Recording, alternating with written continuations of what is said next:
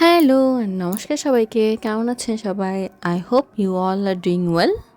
Last সোমবার থেকে আমাদের শ্যামা পূজা শুরু হয়েছিল, যেটাকে আমরা প্রথম দিনকে দীপাবলিও বলে থাকি। এই শ্যামা পূজাটা মেইনলি 3 থেকে 4 দিন চলে। কিছু কিছু জায়গার ভেরিয়েন্সে বিসর্জন আগ-পিছ হয়ে থাকে, বাট 3 দিন মাস্ট থাকে।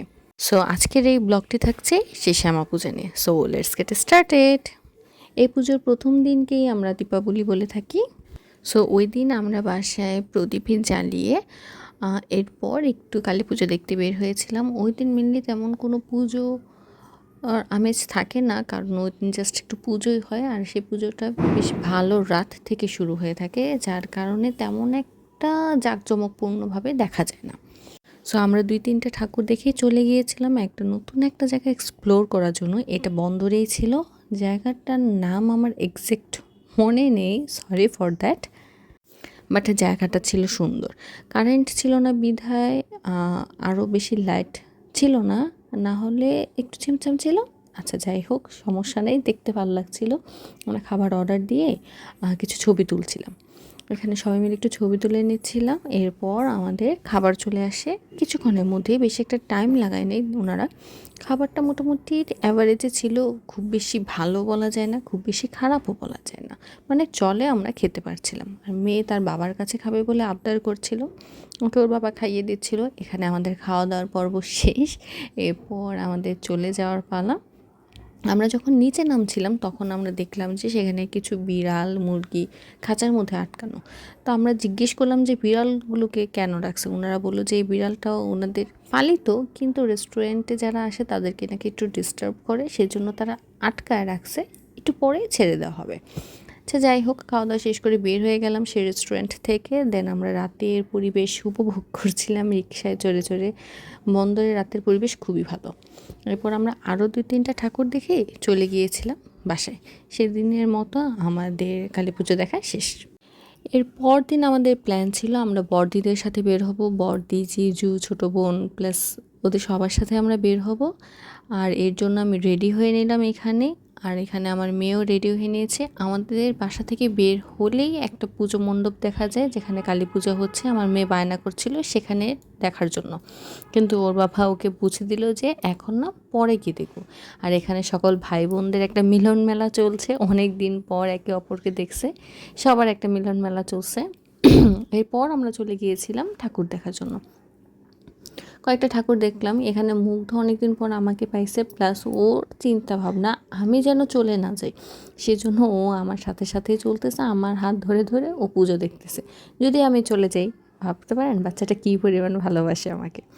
এটা ছিল সাহাপাড়ার কালী মূর্তি। সাহাপাড়ার দুর্গা পুজো প্লাস কালী পুজো যেটাই হোক না কেন, মূর্তিগুলো একটু ইউনিক হয়, প্লাস সাজগুলো। আচ্ছা, এখানে আমরা পুজো দেখে একটু ছবি তুলে নিলাম। এরপর আমরা সবাই মিলে চলে গেলাম অন্য একটা জায়গায়। আচ্ছা, এখানে অন্য একটা রিক্সার মধ্যে আমার বোন গোলু মুগ্ধ ছিল, কিন্তু মুগ্ধ কান্না করছিল আমাদের কাছে আসার জন্য। ফাইনালি ওকে যখন ওর মেয়ে সমান আমাদের কাছে নিয়ে আসছে, ও তো ভীষণ খুশি। আর এই যে আমরা একটু স্ন্যাপ নিয়ে নিলাম সেই মুহূর্তটার। এখানে আমরা সবাই, আর ওইখানে ওদের ওই ফ্যামিলিটা। এরপর আমরা চলে গিয়েছিলাম আমলাপাড়াতে পুজো দেখার জন্য। আমলাপাড়ার গেট সাজানো থাকে, অনেক দূর থেকেই সাজানো থাকে। আর এখানে যে কী পরিমাণ ভিড়, মানে না দেখলে বোঝার মতো না। ভিতরে শো চলছিল তো, যার কারণে এই ভিড়টা একটু বেশি ছিল। আর অনেকক্ষণ ধরে শো হলে কি হয়, মানুষগুলো ভিতরে আটকায় যায় আর বাইরে মানুষগুলো ভিড় জমতে থাকে, যার কারণে একটু জ্যাম লেগে যায় আর কি। আমরা ভিতরে গিয়েছিলাম, দর্শন করে আমরা বের হয়ে গেছি, আমরা আর শো দেখিনি। এরপরে আমরা চলে গিয়েছিলাম ডিনার করার জন্য গ্রিন অ্যাপেলে। সেটা ছিল বালুর মাঠে। আমরা সবাই মিলে এখানে লিফটে উঠে একটু স্ন্যাপ নিয়ে নিলাম। সবাইকে বলছিলাম তাকাও তাকাও, স্ন্যাপ নিয়ে নিলাম। এরপর এই যে here is the green Apple restaurant, যেটার এন্ট্রান্সটা খুবই ভালো ছিল, ভিতরে ডেকোরেশন সবই ভালো, মোটামুটি ছিমছাম ছিল, ফটোজেনিক প্লেসেসও ছিল। আর এইখানে আমরা সবাই মিলে বসেছি একটা বড় একটা টেবিল বুক করে। এরপর আমি আর জিজু মিলে মেনু কার্ড দেখে সিলেক্ট করে খাবার অর্ডার দিয়ে চলে গিয়েছিলাম ছবি তোলার জন্য। আমরা সবাই মিলে একে একে করে ছবি তুলছিলাম। আর এইখানে বাচ্চা কাচ্চাগুলা ওর মেসোমনাদের সাথে বেলুন নিয়ে খেলছিল, ওরা ওইখানে ওদের মতো এনজয় করছে, আমরা এখানে আমাদের মতো ছবি তুলে যাচ্ছি। Here is the couple, beautiful couple. আর এখানে আমরা 3 বোন একসাথে একটা ছবি না তুললে হয় বলেন? আমরা সবাই মিলে ছবি তুলে নিলাম, আর হাজব্যান্ডকেও অনেক রিকোয়েস্ট করার পর একটু ছবি তুলতে পারছি। উনি একটু ছবি কমে তুলে, আচ্ছা যাই হোক, সমস্যা নেই। আচ্ছা, এবার আসি একটু খাবারের কথায়। ওনাদের মেনু থেকে বেশ অনেকগুলো আইটেমই আমাদের অর্ডার দেওয়া হয়েছিল, বাট সেখান থেকে শুধু রাইসের আইটেমটাই আমার কাছে ভালো লাগছে, বাকি আইটেমগুলো অ্যাভারেজ ছিল। ফ্রাই বলেন, ভেজিটেবলটা তো আমার একদমই ভালো লাগে নাই, কারিটা মোটামুটি ছিল। আমি তাদেরকে বলবো যে আপনাদের খাবারের কোয়ালিটিগুলো একটু ইমপ্রুভ করা উচিত যদি আপনারা গেস্টদেরকে ধরে রাখতে চান, কারণ এই খাবার টেস্ট করার পর রিপিটলি আর কোনো কাস্টমার যাবে বলে আমার মনে হয় না। সো আপনাদের খাবারের মানটা আরেকটু ইমপ্রুভ করা উচিত। যাই হোক, খাওয়া দাওয়া শেষ করে আরও কিছুক্ষণ ফটো তুলে আমরা বেরিয়ে গেলাম বাসার উদ্দেশ্যে, কারণ রাত তখন বেশ অনেকটাই। বড়দিরা বড়দিদের মতো চলে গেছে ওদের বাসায়, আমরা আমাদের মতো চলে যাচ্ছিলাম আমাদের বাসায়। এটা ছিল নৌকায় বসে আমরা একটা ক্লিপস নিয়েছিলাম। আর এটা ছিল ডে 3। আমরা এর পরদিন বের হয়েছিলাম, ভাবছিলাম যে আর একটা দিনই আছে, এবং সেদিন অন্নকূট থাকায় আমার মার বাসায় অন্নকূটের আয়োজন করা হয়েছে। তাই ভাবলাম একটু মার বাসায় গিয়ে একটু প্রসাদ নিয়ে আসি। মা সকাল থেকে বলছিল বাসায় গিয়ে প্রসাদ নেওয়ার জন্য, দুপুরে লাঞ্চ করার জন্য, বাট আমাদের হয়ে ওঠে নাই। তাই ভাবলাম বিকেলে যখন একটু বের হয়েছি, একটু মার বাসায় গিয়ে প্রসাদ নিয়ে আসি। সো এই যে আমরা মার বাসায় যাচ্ছিলাম প্রসাদ নিয়ে, এটা হচ্ছে ব্যাক করার ক্লিপ।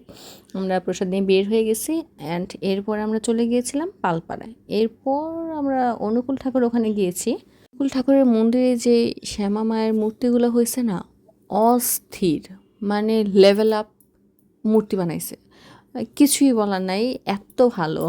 আচ্ছা, আমরা দেখে পুরো মুগ্ধ হয়ে গেছি। এরপরে আমরা চলে গিয়েছিলাম ডিনার করার জন্য, আমরা 3 জনে ছিলাম সেই দিন বেসিক্যালি। এরপর আমরা ডিনার করার জন্য গিয়েছিলাম গ্রিন প্যাসিফিকে, যেটা 2 নম্বর রেলগেটে ছিল। ওনাদের ওইখানে আমার এর আগে বেশ কয়েকবার যাওয়া হয়েছে, ওনাদের খাবারের মান খুবই ভালো, আপনারা ট্রাই করতে পারেন, খুবই ভালো। আচ্ছা, আমরা সেখানে জাস্ট 3 জন ছিলাম, আমরা খাওয়া দাওয়া করে বাকিটা আমরা প্যাক করে নিয়ে চলে আসছি। সো এই ছিল আমার ফুল কালী পূজার ব্লগ। এতক্ষণ সঙ্গে থাকার জন্য ধন্যবাদ। Thanks for watching.